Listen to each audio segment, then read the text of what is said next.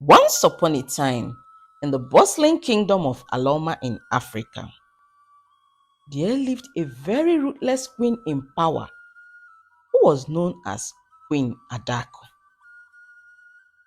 Queen Adako ruled her people with iron fists.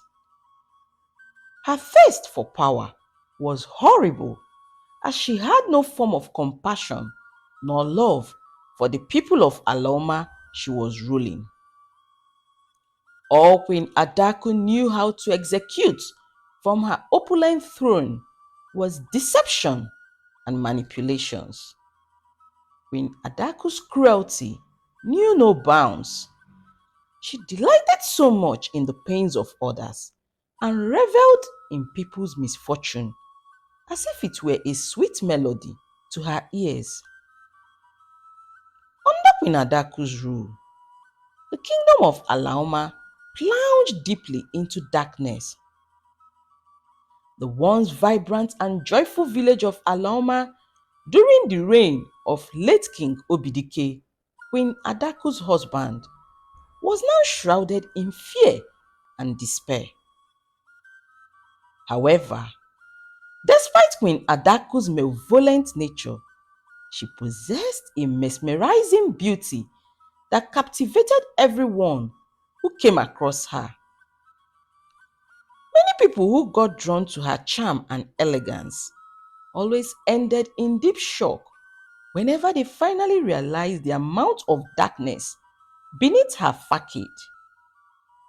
That, however, gave none of her admirers the permission to oppose her, or else the admirer wanted to be used as a scapegoat for showcasing Queen Adako's varieties of ruthlessness.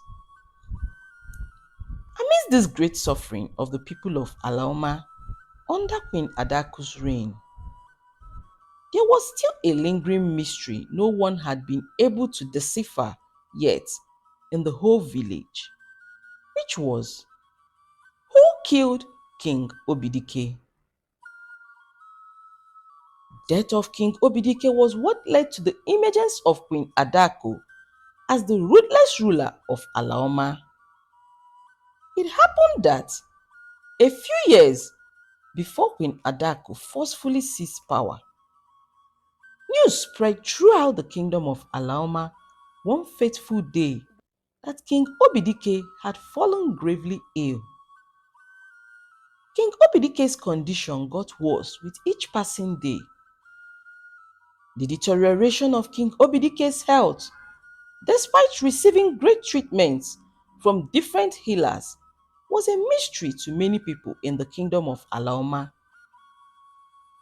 It happened that Queen Adako, who unknown to the people of Alaoma wanted absolute power for herself, hid under the disguise of a loving and devoted wife and was secretly throwing away the medicines the healers were giving her for King Obidike and was replacing the medicine bottles with poison and giving the king the poisons to drink. That was why King Obidike's sickness kept getting worse before he finally succumbed fully to the effects of the poisons in his body and he died.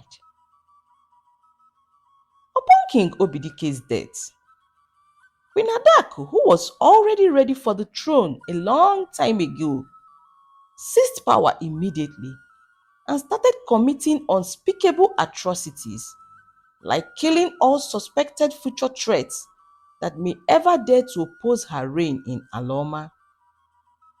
This created great fear in the people of Alaoma and made them totally submit themselves to Queen Adako's reign.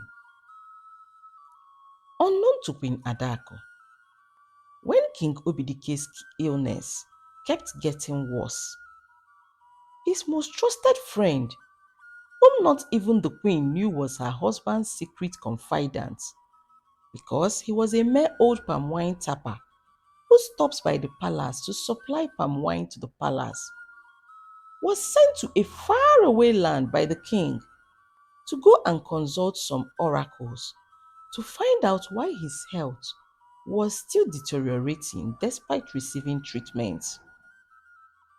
The old palm wine tapper was on his way back to the land of Aloma with his discoveries when news met him on the way that the king had passed on and Queen Adako had seized the throne.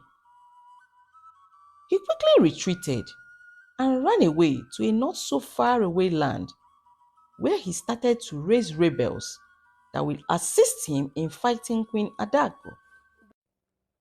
This old palm wine tapper was a soldier in his younger days, a secret many people in the land of Aloma were not aware of. The people of Aloma longed for justice and freedom from the tyranny of Queen Adako that had engulfed their land. One very sunny afternoon, while Queen Adako was swimming in her private stream close to the palace, the rebels stormed the land of Aloma. The queen was in great shock over the sudden chaos and unplanned war. Queen Adako's guards fought the rebels so hard, but they were eventually overpowered by the rebels who were ready for the battle and were willing to give up their lives just to be victorious, as they wanted to ensure they reclaimed their kingdom from Queen Adako's oppressive rules. The villagers went into celebration upon the defeat of Queen Adako, who was immediately sentenced to death for the murder of King Obidike and her many other atrocities. Peace, joy, hope, and prosperity returned once more to the land of Aloma as their kingdom quietly started to heal from the 5 years scars it incurred under Queen Adaku's heartless reign. This is the end of my story, my people.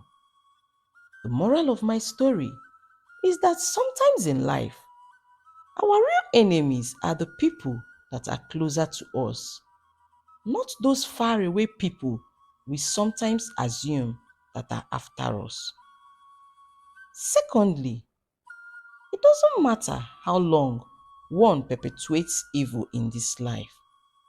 One day, justice will surely get them. Thank you